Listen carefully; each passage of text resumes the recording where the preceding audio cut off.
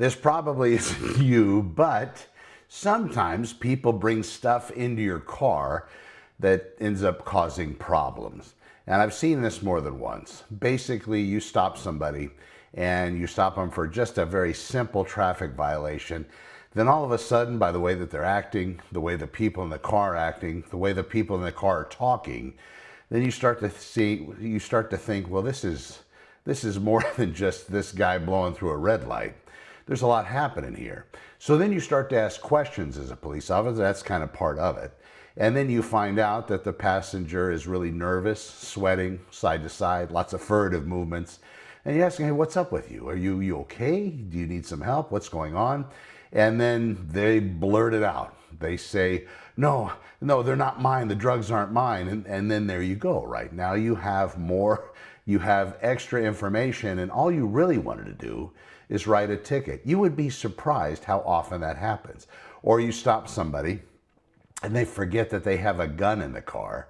And as you're up there as the police officer making contact with a person just for blowing a stop sign, you're looking, and of course we have to look everywhere in which a person's able to reach for safety, because you don't know, somebody can, be there to kill you. That could be the whole purpose. Not all traffic stops, of course, are going to end up in death.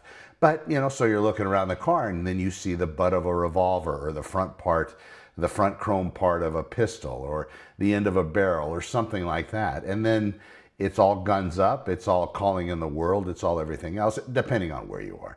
Maybe having guns is part of your state's ethos. Maybe it's okay.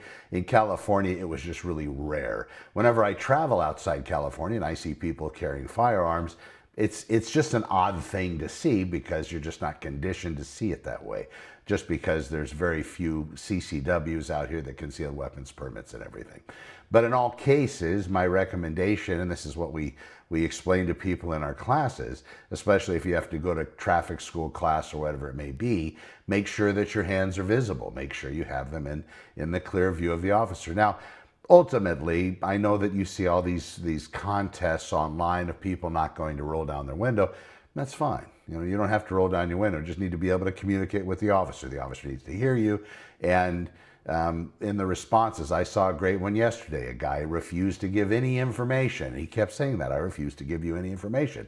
This is my license and registration. And the guy tried to still engage him in speak. But again, this is my license registration. You don't have to give up anything, because the more you talk, it seems like the more information in case that they might build against you.